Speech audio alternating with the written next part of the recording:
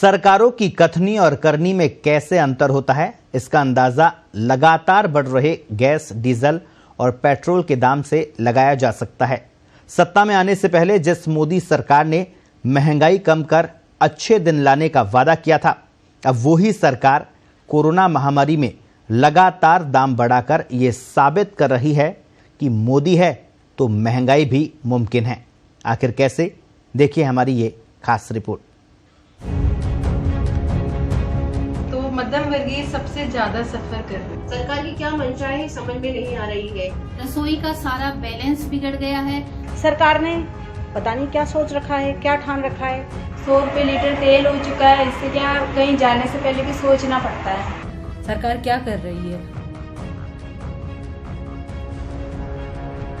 ये दर्द है उस आधी आबादी का जिसे पूरा हक दिलाने का वादा कर राजनीतिक दल सत्ता में आते हैं। ये आफत है उस मात्र शक्ति की जिसके कंधों पर बजट को बनाए रखने के साथ घर संभालने का जिम्मा होता है।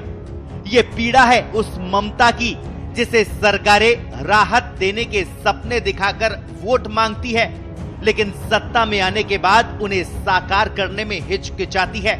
और ये दुख है उन महिलाओं का जिस पर सरकार लगातार महंगाई बम फोड़कर जीडीपी की नई परिभाषा गढ़ रही है।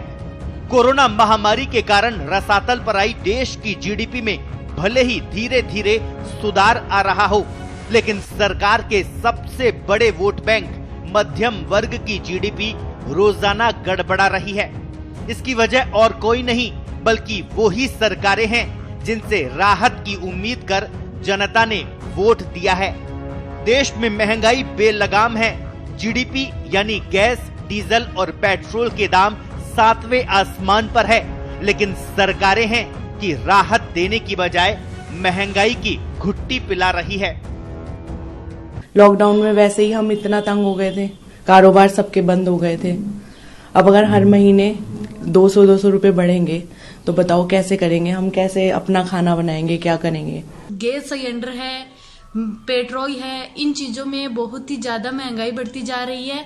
गैस चूल्हा पर बढ़ रहा दे जो पर पेट्रोल पर बढ़ रहा है रे, आप पर कम होना चाहिए।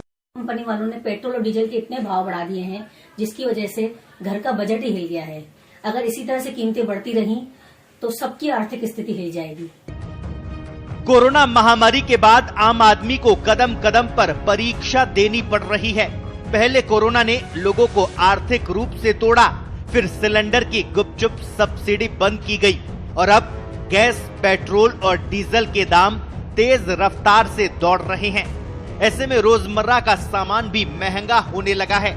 अप्रैल 2020 के बाद घरेलू गैस सिलेंडर पर मिलने वाली सब्सिडी अघोषित तौर पर बंद होने से अब लोगों को इसके 58% अधिक दाम चुकाने पड़ रहे हैं। अप्रैल 2020 में 792 रुपए कीमत का घरेलू सिलेंडर सब्सिडी के बाद 520 का पड़ रहा था, जिसके दाम अब 823 रुपए चुकाने पड़ रहे हैं।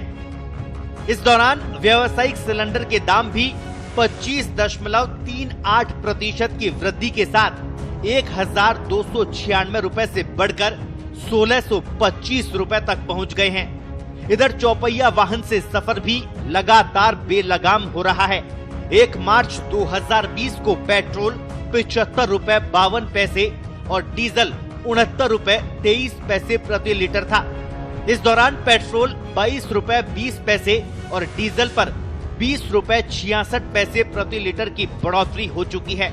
राजधानी जयपुर में मंगलवार को पेट्रोल के दाम 97 रुपए 72 पैसे जबकि डीजल के भाव 89 रुपए 98 पैसे वसूले जा रहे हैं।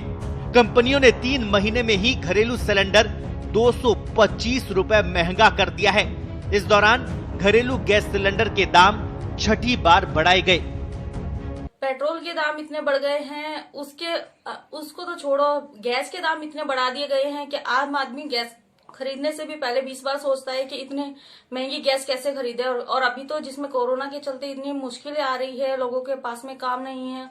और साथ में जो बेसिक चीज है हमारी सिलेंडर है, पेट्रोल है या जो सब्जियां महंगी होती है वो तो सब पेट्रोल से ही है। क्या पेट्रोल महंगा है तो सारी चीजें महंगी है। अच्छे दिन आएंगे आपको सिलेंडर सस्ते दिए जाएंगे, पेट्रोल सस्ता होगा, लेकिन अब सब उल्टा हो चुका है। पेट्रोल के दाम इतने बढ़ गए हैं, गैस सिलेंडर के दाम बढ़ गए हैं, बच्चों की फीस तक में रियायत नहीं दी गई है, जबकि कोरोना टाइम में अब गवर्नमेंट सर्वेंट जो हैं उनकी भी सैलरी काटी जा रही है और प्राइवेट वालों को तो बेरोजगारी सहनी पड़ रही है। तो ये सबको देखते हुए मुझे लगता है कि गवर्नमेंट क्या कर रही है, सरकार क्या कर रही है। और एज ए हाउसवाइफ मुझे लगता है कि जो पहले जहां मेरा खर्चा 10,000 हो रहा था महीने का, वो 15,000 तक पहुंच चुका। कुल मिलाकर आम जनता पर महंगाई की मार लगातार जारी है।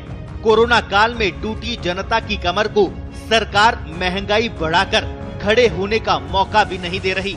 शर्मनाक बात यह है कि सरकारें जवाब देने की बजाय एक दूसरे को इस महंगाई का जिम्मेदार बता रही है।